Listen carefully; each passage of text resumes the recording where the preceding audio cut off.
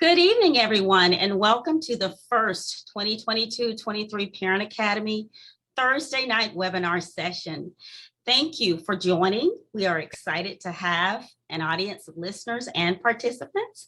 Tonight, we will gain some helpful information regarding mental health practices from our esteemed guest, Mrs. Pasquale. She's a prevention director at Meridian Behavioral Health Care Incorporated. She will assist us in our efforts to move ourselves and our students forward mentally, socially, emotionally, and academically as concerned parents for your children and our students. Before we get started, however, let's review a few housekeeping elements. Keep your microphones on mute through the duration of the presentation, please. We will be monitoring your questions and we will respond accordingly. Please use the Q&A feature located at the bottom of your webinar window. And please note that all Parent Academy webinars are in closed caption, recorded, and are posted to our website for access at a later date for individuals who cannot tune in live. Questions will be answered at the conclusion of the session. If there's a specific need to have a personal conversation, the Parent Academy email is parentacademy@gm.sbac.edu, and we will get those questions or your requests for additional information forwarded to the correct Alachua County Public School team. And now, I would like to present our guests for this evening, Ms. Valerie Pasquale. Thank you for joining us. Thanks for having me. Let me just go ahead and share my screen. Awesome. I appreciate it. So thank you all for having me tonight. My name is Valerie Pasquale. I am brand new to Gainesville. I am the new prevention director over at Meridian Behavioral Health. And what we're about is promoting wellness, mental wellness, and recovery for all. And what I specifically do in my job is I work a lot with students and parents and families and have some really courageous conversations about mental wellness and substance misuse and prevention of substance misuse and promoting mental wellness. So that's what I'm about. Like I said, I'm new to Gainesville. I'm originally from the Baltimore area, and I worked in public health there for a while. I was a health educator and trainer there, so I've worked with a lot of parents and teachers on a variety of health topics. I'm excited to bring this to you today. Thank you guys for working with me through my technical issues. I appreciate y'all. So yeah, I am ready to go. I hope y'all are ready for participating through the Q&A, because I'm here for your questions. All righty. So would you mind going to the next slide? Alrighty, so here are our objectives for today. We are going to understand the impact of the pandemic on student mental health, identify the warning signs of student distress, and identify actions to improve student mental health. Ms. Anderson, it looks like the note screen is up. I'm not sure if everybody else can see that.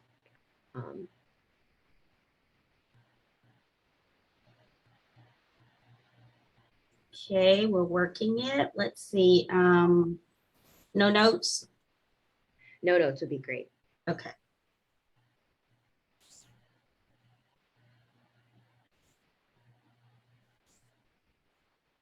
Thank you so much.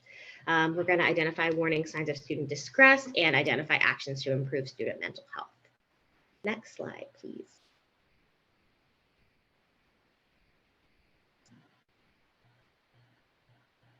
Alrighty, so the first thing we're going to do is an activity all together, talking about our hopes and fears for the school year. So get your typing fingers ready. I'm going to have you all use the Q&A function to respond during that activity. Then I'm going to review the scope of the issue, talking about mental wellness in general before the pandemic, and then what result the pandemic has had on student mental health. And then I'm going to go through some warning signs of emotional mental distress for different age groups, for children, teens, and for adults, because even though this is a presentation geared toward our young people, toward our students. It's important for all of us to be striving for positive mental health. And then I'm going to cover some other issues that are kind of like quick asides that are related to this topic. I put them in like a miscellaneous category. And then I'm going to go over some positive mental health practices, again, for all of us, not just for our young people. And then I'm going to give you a barrage of resources, everything I could muster up that I think is really useful. And we can go through some of that together if we want. And then I'll also take your questions. So that's the game plan for this evening.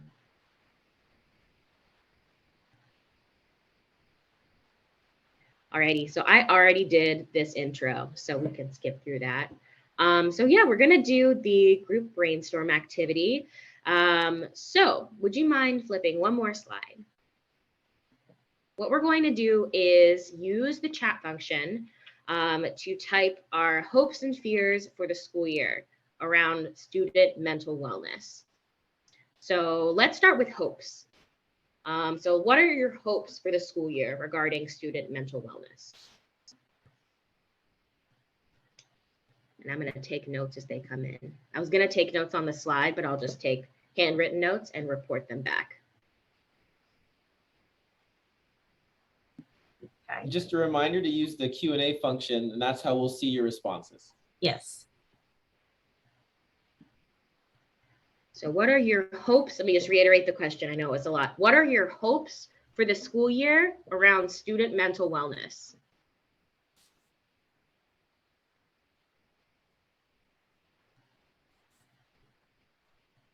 All right, someone said confidence building, making friends. Yes, love it. Smooth adjustment to middle school. Yes, it's a big transition time. Understanding the new testing requirements.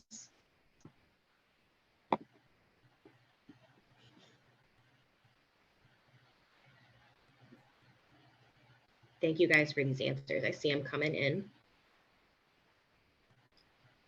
More social emotional support within the school environment.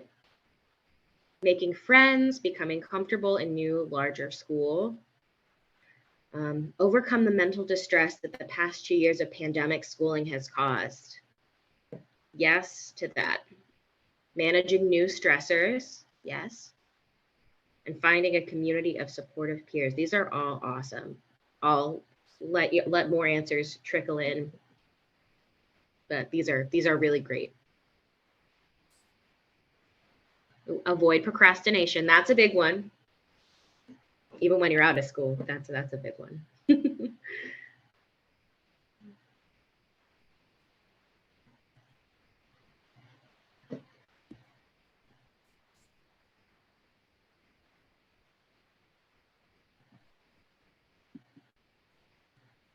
All righty. Well, thank you so much for your answers. So I think, yeah, all of these are really great hopes for our students. The only one that's not within the wheelhouse of this training that we won't really address is understanding the new testing requirements, but we're definitely going to talk a lot about student mental health, social emotional support at school, and different changes that the pandemic might have brought on. So awesome. Thank you all. Would you all mind now? Oh, I see some more actually. Let me read them. Security from outside threats. I hope the teachers will actively listen to the kids and provide emotional support when needed. Yes, I think that's I think mandatory this year. I feel like everyone needs to do that. It's such a transitional time for all of our kids, and we know that emotional support at school is so vital to their success. And trying to help my son not be a perfectionist. I hear that. I hear that. All right, so now let's transition, and I want to hear your fears for this school year regarding student mental wellness. So what are your fears? Hit me. Throw them in the chat. We'll review them.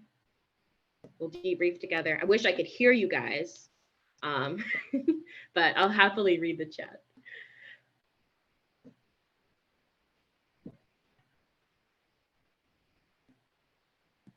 Alrighty, I'm seeing some come in.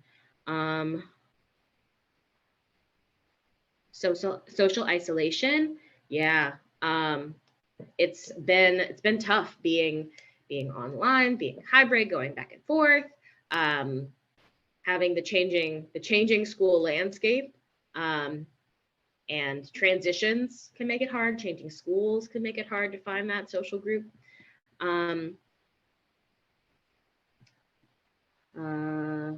Both school and cyberbullying, dealing with bullying, fear of unsafe situations, bullying, fights, school shootings.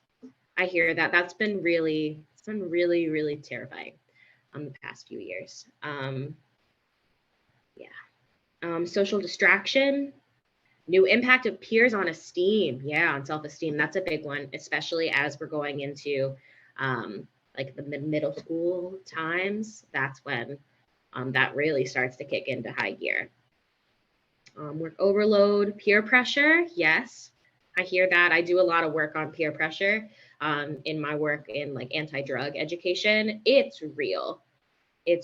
So it's really important to instill in our youth values of it's okay to swim against the current. But yeah, it's real. And too much stress on our children. Yes. I hear all of those fears. They are all super valid. This is an interesting transition year, and it makes sense that a lot of us are anxious about security, anxious about social issues, and bullying. Those are all things that are really salient, really at the front of our minds as caring adults. So I hear you. Let me look in the answered section and see if I missed anything. I think I got all of them. Okay, wonderful. Thank you guys for sharing those. I think it's important to address that and kind of see where we're at.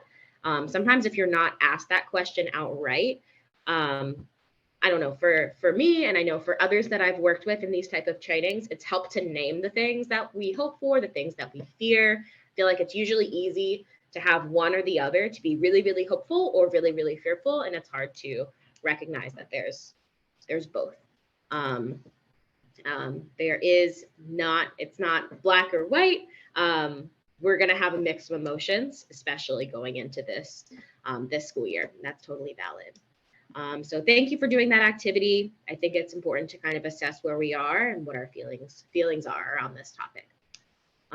Would you mind advancing the slide?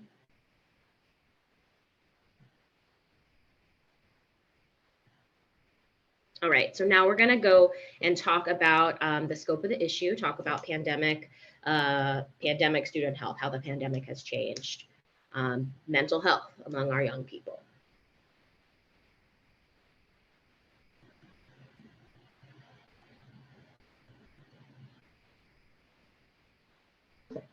Would you mind advancing this slide, please?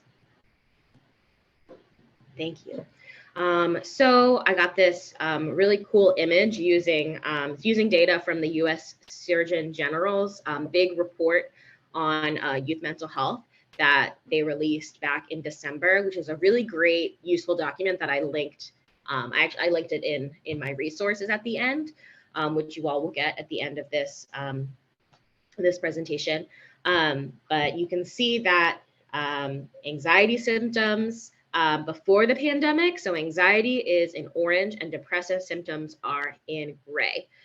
You can see that both of them have risen over the pandemic significantly. For anxiety, it jumped from around a little over 10% of our young people having anxiety symptoms up to 20%. So that's 1 in 5. That is significant. And then it's about the same with depressive symptoms, but it jumps from around a little over 10 to 25%. So 1 in 4 of our young people are experiencing depressive symptoms. So that's a really big jump. It's no wonder the past 2 years have been really difficult, and that's an understatement. So of course our young people are feeling this. Let's move forward. I have some more statistics. And this is some data from before the pandemic. This is from a survey called the YRBS survey. It has statewide data, and it looks at high school students in particular, but I think it's a really good snapshot. So this was from 2019. They do this every couple of years. About a third of Florida high school students reported feeling sad or hopeless, so depressive symptoms for 2 or more weeks. That's the hallmark depressive sign. So that's 1 in 3 Florida high school students had ever felt depressive symptoms. That's really, it's depression is so common. It's so common. And then about 15% of high school students seriously considered attempting suicide. And then you see this chart that I took from the YRBS survey like data set, and you can see how it differs for different racial groups, different genders, and there's some pretty interesting patterns. So for example, let's look at felt sad or hopeless for 2 or more weeks in a row. You can see that it's reported way more in girls than in boys. Not sure if that is, I'm not sure if that is, there can be some stigma in reporting sometimes based on gender. It's been thought that men are less likely to report depression, to report anxiety. Doesn't mean they don't have it, but it's less reported. So that could be a reflection of that. I found that interesting. But then when you look at, let's look at purposefully hurt themselves without wanting to die. So self-harm, you can see that self-harm is double in women than in men. So it's just interesting to see how these things change based on different factors. Mental health doesn't affect everyone the same, and there's certain identities that make us experience the world differently and experience have different access to resources, have different access to social support and more. So I wanted to bring that up briefly.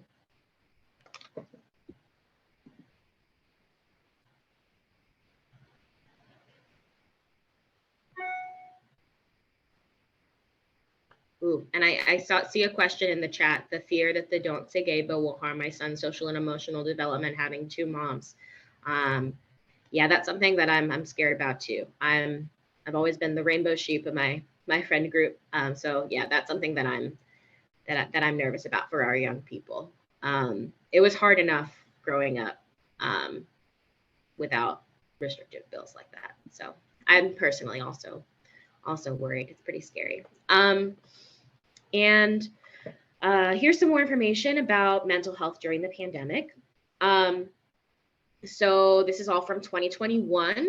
This is taken from the US Surgeon General's report that, again, I'm going to link for you all. So this is about a third of high school students reported they experienced poor mental health. So that's, overall, a little over a third. Close to 50% of high school students felt sad or hopeless over the past year. And that's for 2 weeks or more. So depressive symptoms. And then over half of high school students reported that when they went home from school, they experienced emotional abuse. So that's someone swearing at them, telling them, oh, they can never be good enough, making them feel bad about who they are. So that is far too high. That is a really alarming statistic.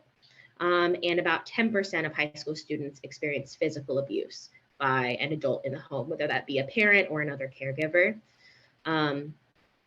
And about a third of high school students reported a parent or other adult in the home lost a job. That financial stress, job stress has been real over the past 2 years. It's always really stressful, but I feel like it's been exacerbated by the pandemic. It's been really, really rough for parents and students when they feel that stress. It's all around been not a great time. But as we are going into the school year, we want to have hope. We want to know what we can do, what we can have in our arsenal to make sure that our students are feeling safe and supported, and to get these numbers down by making them feel safe, supported, and having access to really important mental health services. So yeah, there is hope. I know these statistics are a big downer. This is a huge change. Usually statistics like this don't change this quickly from year to year or survey to survey. This is quite a big change, but that's because the pandemic did have a really large impact on all of us. Would you mind advancing the slide? So now we're going to talk about some warning signs to look out for, and I separated it by age group. A lot of these are generalizable though. Would you mind advancing the slide? So these are all taken from SAMHSA, government agency, and it's, again, a resource that I linked for you all so you can reference later. For children, emotional distress could look like not wanting to play with their friends as much, wanting to stay at home, be by themselves. Another one, I'll let you read a bunch of them, but I'm going to point out a few that I think are especially important. Being less interested in schoolwork, especially when they really were before. Like a marked change in their interest in academics, more conflict with peers or parents, and difficulty concentrating. So those are some signs, some first, signs and symptoms of emotional distress for children. And then for teens, it's, it can be similar. Again, becoming withdrawn, instead of, being aggressive, like in the list for children, that can look like being disruptive in the classroom. It could also result in aggression, but really commonly it could be, classroom disruptions, and they can't pay attention and they're always talking in the class and they never had these issues before. Something might be up. And then they could also resist the authority of teachers, of parents, and they might start to experiment with high-risk behaviors. And what I mean by high-risk behaviors are things like unsafe sex or drug use, alcohol use, tobacco use.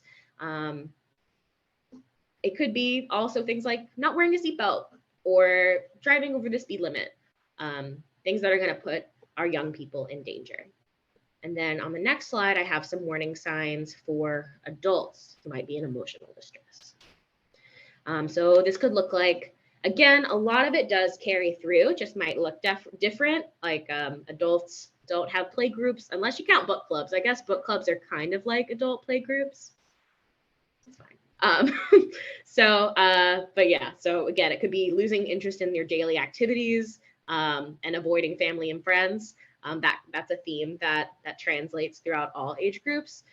Having difficulty eating. And when I say I want to elaborate, increasing physical distress symptoms, that could be things like having really regular tension headaches. That could be having regular nausea as a result of anxiety. So those are just some examples, some signs that something's not right in the body, that can actually come from anxiety, from depression. Fatigue, feeling hopeless or helpless.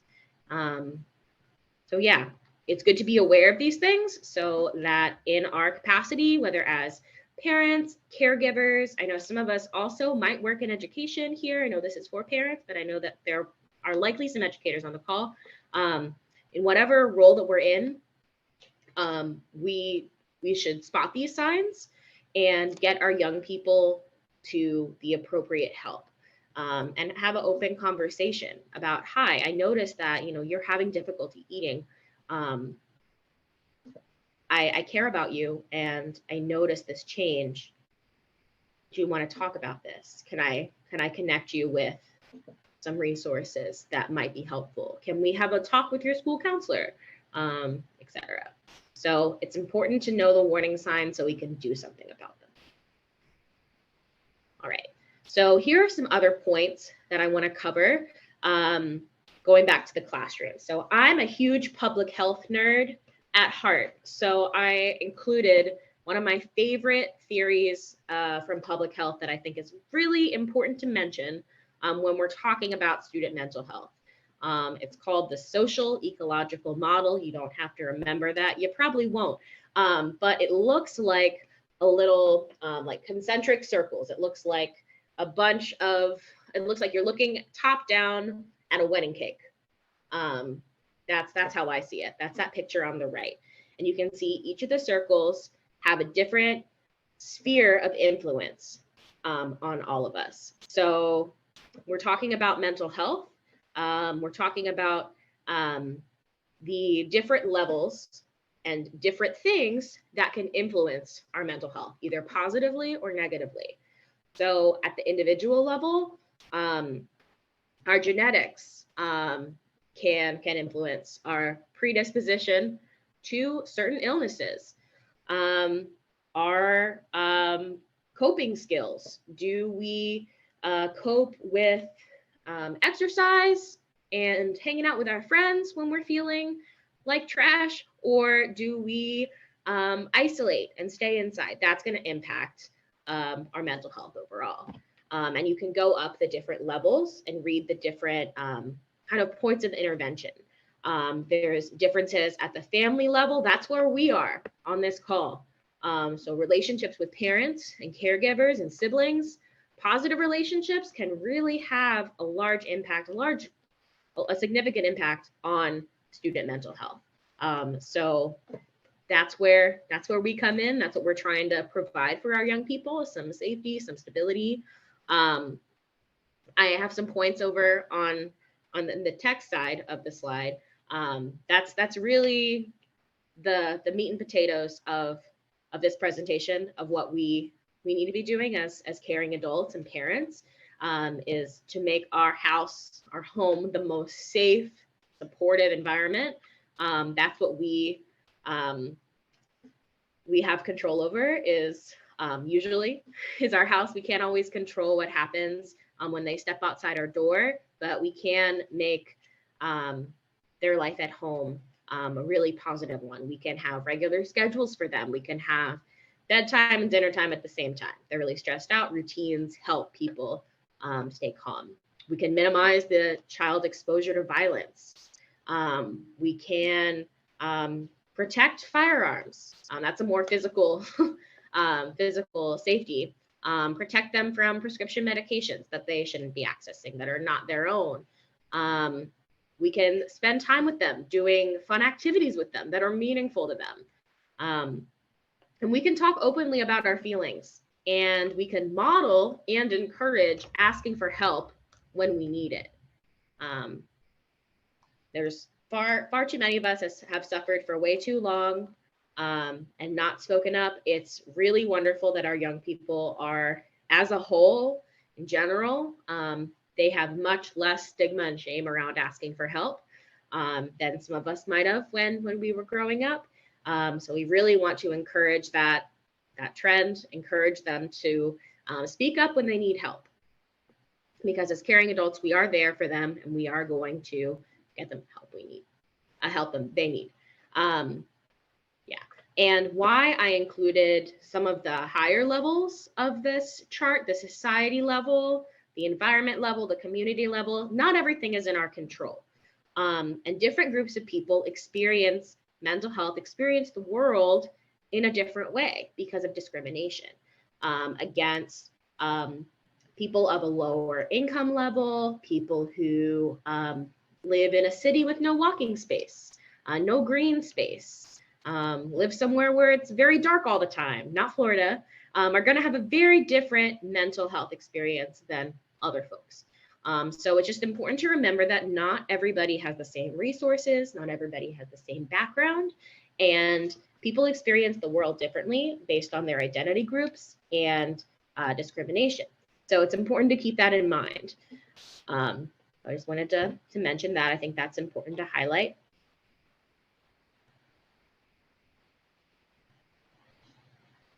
And now we're going to transition into talking about positive mental health practices. We've talked a lot about what to notice, what the problem is, how it's different for everybody.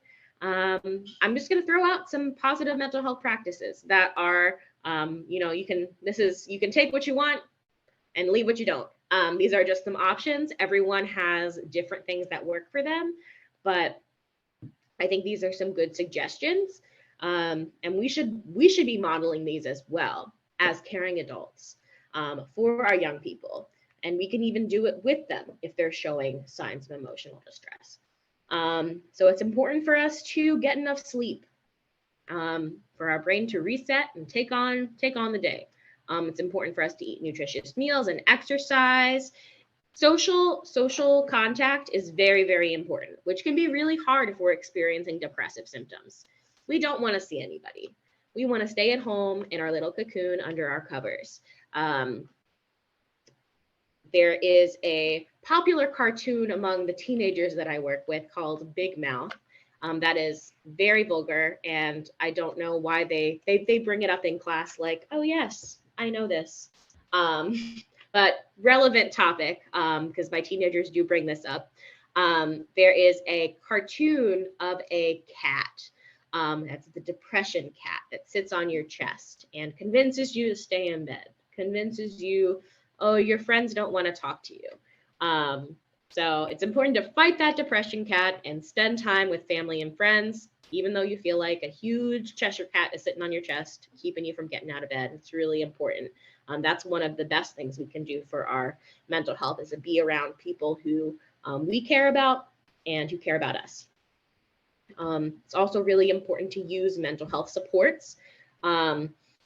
Some of us might be in therapy, talking to a counselor. Some of us might be on medication. Some of us might say, neither are for me, or one of them are for me, but the other one, maybe not so much.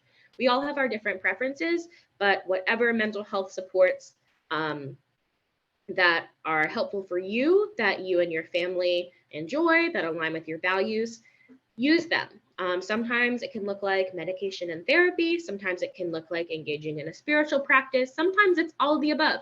But whatever tools you have in your arsenal, it's important to use them if you are able. I know that the mental health landscape, it's really easy to say, oh, just get help.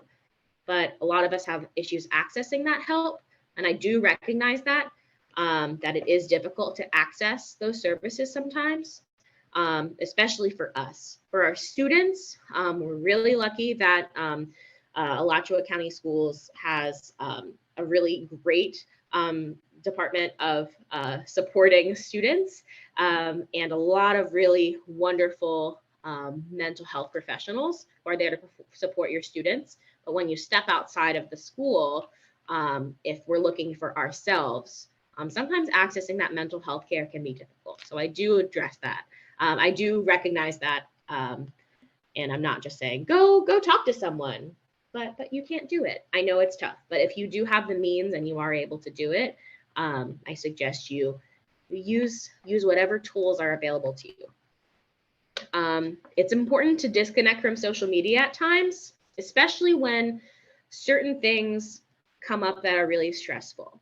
I know among my friends in my community, there have been a couple of news stories that have come out that have just been so stressful and emotionally taxing for us that we've had to take a step back, because everywhere that we went online, it was, oh, this scary alarmist thing, and I just wanted to unplug. So I personally went off of social media for a little bit, and it was great, and some of my friends did too, and it was overall, I think it's good for everyone's mental health to take a break from the barrage of news, of like the sad things that are happening in the world. It's good to be aware, but when it's making us really anxious, really depressed, might be triggering past traumatic experiences, it's okay to take a step back. And it's good for us to encourage that for our young people, especially with them growing up with one of these in their hands, maybe as soon as they're walking around. It's hard to kind of get unstuck from that technology. But if we can model that, it'll be a really good practice for our young people to learn. And then the last thing that I wanted to talk about is using some coping mechanisms like going for a walk, taking a nap, and then something called a progressive muscle relaxation, where people tense their muscles, different muscle groups, and then relax them. There's a lot of really great YouTube videos online of that. And that could be really calming for someone who's experiencing an anxiety attack or a panic attack. So I wanted to plug that if you hadn't heard of that.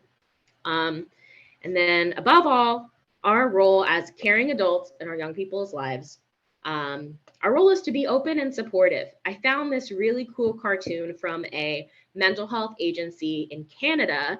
And it's a really cool comic strip about some situations between a young person and an adult that were not the most supportive, and then a transition to a more supportive scenario. So I'm not going to read all of them, and I know that they're small print, but I'll just read one of them. I'll read the second one that's in the kind of bottom center.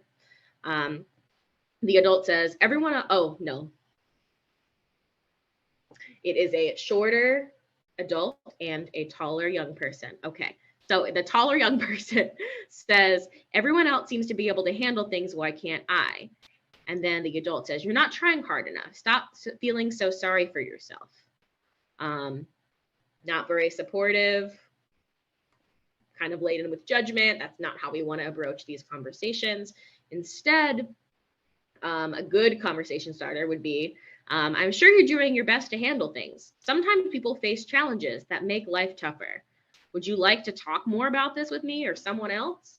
I think that's good. Leaving the door open, not pressuring them to talk right now, this second. Bare your soul to me. Let's get into it. And also recognizing that I might not be the best person to talk to you right now. Maybe what you're going through is very, I'm your mom and you just don't want to talk to me about the nitty-gritty details. Okay, you can talk to another parent, another caring adult, a counselor, but you got to talk to someone. And how can I help you? How can I help link you? So it doesn't have to be me, but that you do want to give them support. So I'm going to leave these for you to look at. And then I have one more slide. So the last thing I want to leave y'all with is overall, school connectedness is one of the most important things during a really chaotic time like the pandemic. And school connectedness is like feeling like you belong at school, feeling like your teachers, your peers, the caring adults, other caring adults at school care for you. I have some statistics from, again, the Surgeon General's report that I linked for you guys, that youth who felt connected to adults and peers were significantly less likely than those who did not to report persistent feelings of sadness or hopelessness. And that's a really big jump from 35 to 53, big jump.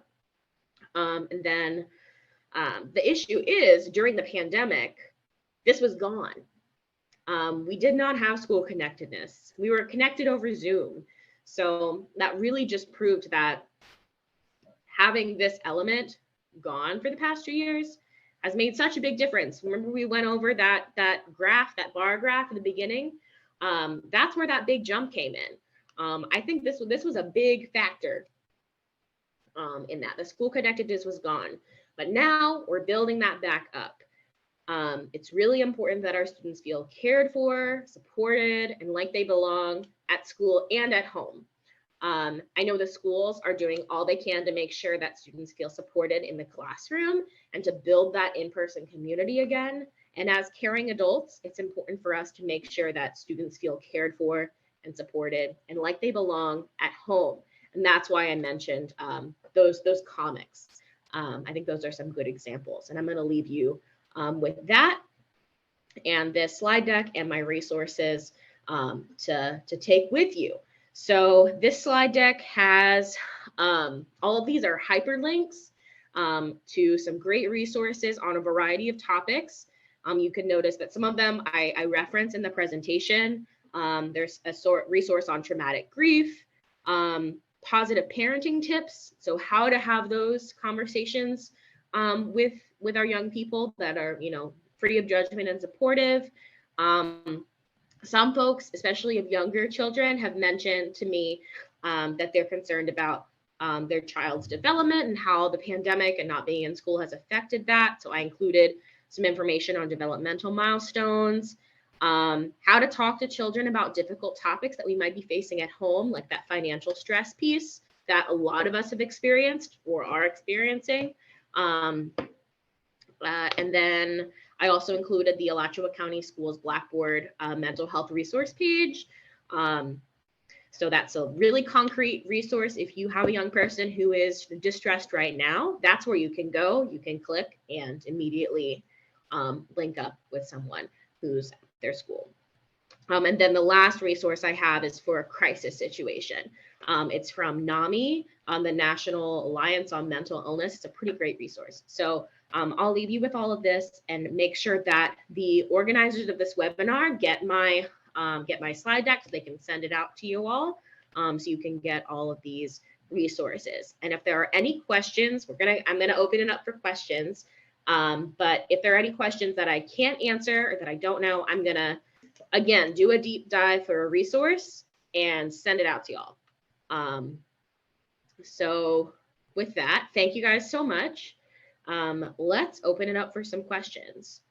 And again, if I will do my best to answer all of your questions, and if I can't, I will do some research and get back to you. So, well, thank you, Ms. Pasquale. You have shared a wealth of information, and I'm certain that, let me get back in here. I'm certain that, there we are. I'm certain that our parents and our listeners have learned some things. And of course, those wonderful resources have been there. Almost all of us have had some experiences in one way or the other in these last couple of years with situations that none of us had any control over.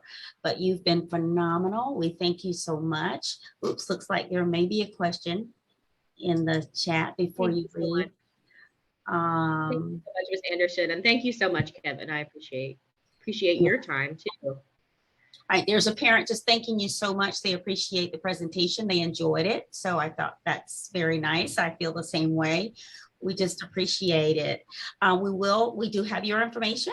And if we get emails about some additional questions that may have come up, and if people who are, like we said, are unconventional to this live webinar, tunes into the website to review it later, then there may be some questions that we can forward or field out to our mental health student services department in order to channel those over to you. But again, we thank you. Looks like, okay. I'm gonna ask, where will the recording be posted? Oh, okay, got it.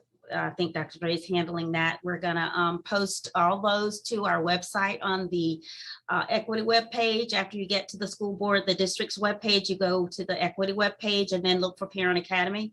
Those will be posted under these webinars will be posted there. And I believe he said he's gonna fill that and stick that in the chat. So a lot of thank yous, and I concur. I really thank you so very much. We got off to a little bit of a late start, but we were not too bad.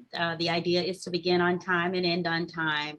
And sometimes that is not as easy as we would like, but very good on the time and very informative information. We'd like to thank you, and we're going to be in touch.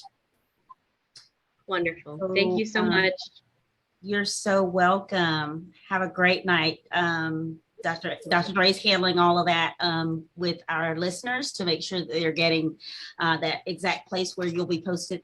Your session will be posted on the website. And so we'd like to thank you again.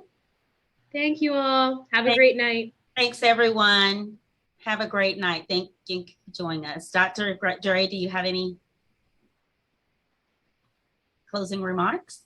We're excited that you all joined us tonight. Make sure to keep a lookout. We have this webinar series that will continue every single Thursday night at 6 p.m. We will rotate through different different topics. Next week, we will have a topic on financial aid, as well as some of the additional offerings that we have within the school system, including Beyond the Bell.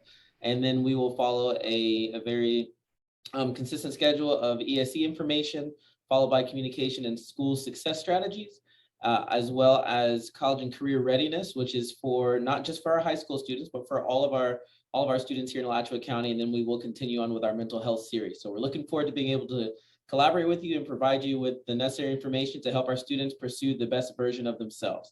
So excited to see you all as we continue through, and thank you for joining us tonight. Thank you. Good night, everyone.